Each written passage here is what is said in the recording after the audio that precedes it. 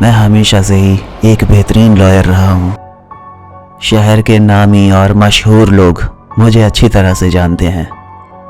जैसे जैसे मैं अपने काम में माहिर होता चला गया और जब आप अपने काम में बहुत अच्छे हो जाते हैं तब आपके अंदर आता है गुरूर और घमंड।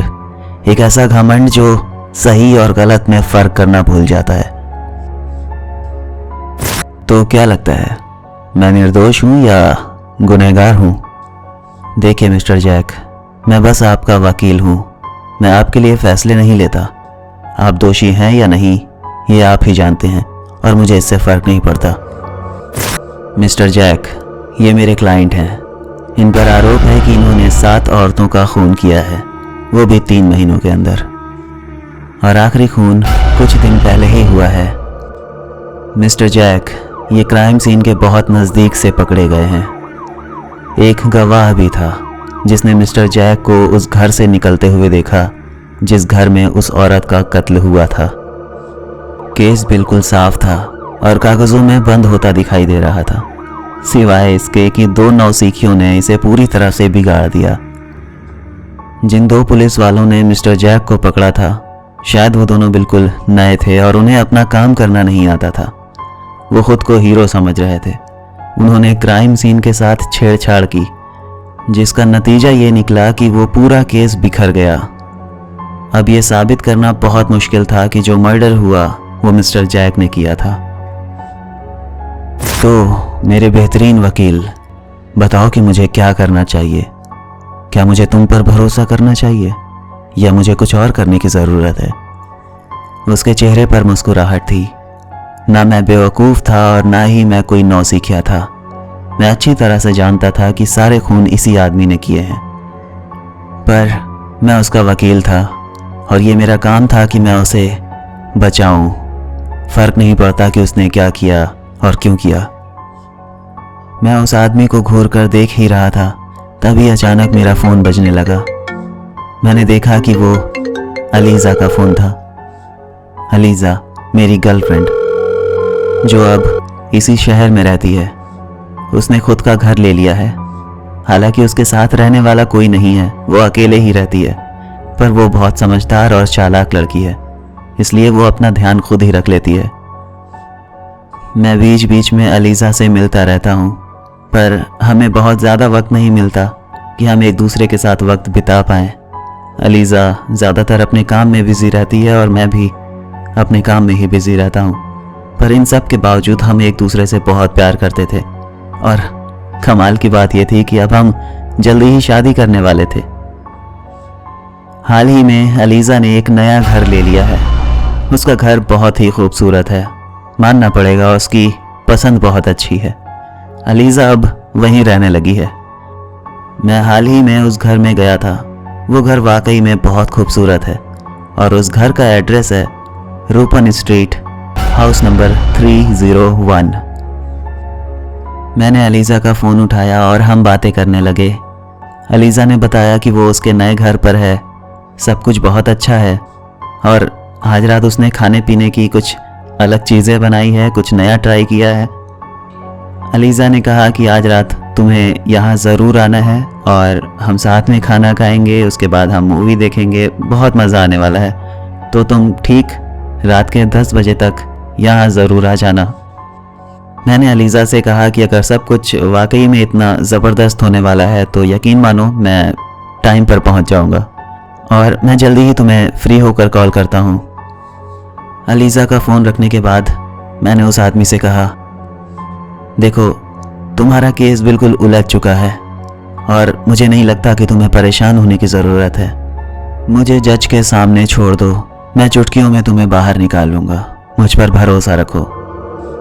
मेरे क्लाइंट मिस्टर जैक, उनके चेहरे पर मुस्कुराहट थी, लेकिन अब मैं इस आदमी के सामने और ज़्यादा वक्त बर्बाद करने वाला नहीं था।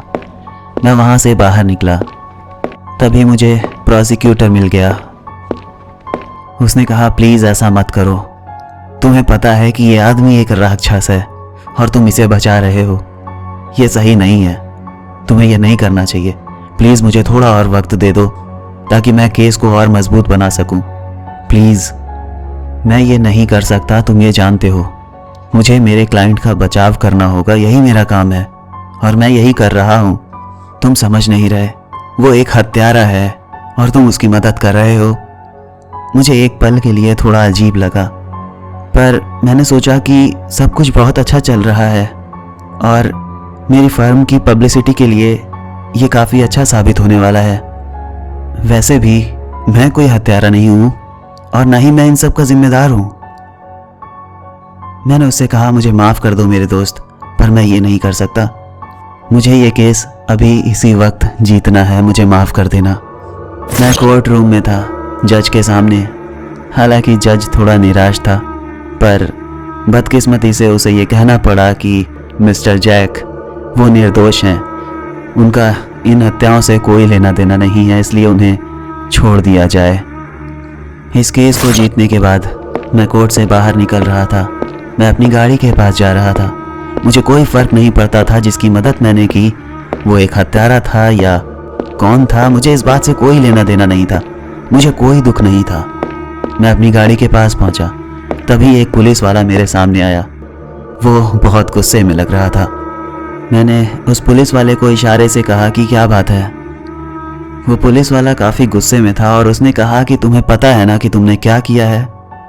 वैसे मुझे लगता है कि ये आदमी फिर से एक खून करने जा रहा होगा और जब वो ऐसा करेगा तो यकीन मानो मैं सबसे पहले तुम्हें फ़ोन करूँगा और तुम्हें ये याद दिलाऊंगा कि देखो उसने फिर से एक खून कर दिया और तुम ही वो आदमी थे जिसने उसे बचाया था, उसे आज़ाद करवा दिया। मैंने उस पुलिस वाले को देखा। मैंने उससे कहा कि जोसेफ मेरे भाई, मुझे जाना है, मुझे माफ़ करो। उस वक्त मैं वहाँ से निकल गया। उसके बाद मैं सीधा अपने ऑफिस गया। ऑफिस जाने के बाद मैं अकेला ही ऑफिस में बैठकर काम कर रहा था। वक्त गुजरते पता नहीं चलता। अचानक रात के 10 बज गए। तभी मेरे फ़ोन की घंटी बजी। मुझे याद आया कि शायद ये अलीज़ा का फ़ोन होगा। उसने कहा था कि 10 बजे तक मेरे घर पर आ जाना। जब मैंने फ़ोन की तरफ देखा तो वो नया नंबर था। मुझे लगा ये किसका फ़ोन है। मैंने फ़ोन उठाया। उधर से एक आवाज़ आई, मैं इंस्पेक्टर जोसेफ बोल रहा हूँ, तुम्हें याद होगा मैं सुबह तुमसे मिला था। हाँ जोसेफ, मुझे अच्छी तरह से याद है और तुमने शायद ये बताने के लिए फ़ोन किया होगा कि मेरे क्लाइंट ने फिर से किसी का खून कर दिया। जोसेफ ने कहा, बिल्कुल सही कहा, तुम्हारे क्लाइंट ने फिर से किसी का खून कर दिया और मुझे लगता है कि तुम्हारा यहाँ आना बहुत ज़्यादा ज़रूरी है। मैंने कहा ठीक है, मुझे एड्रेस बताओ। एड्रेस नोट करो, रूपन स्ट्रीट, हाउस नंबर 301।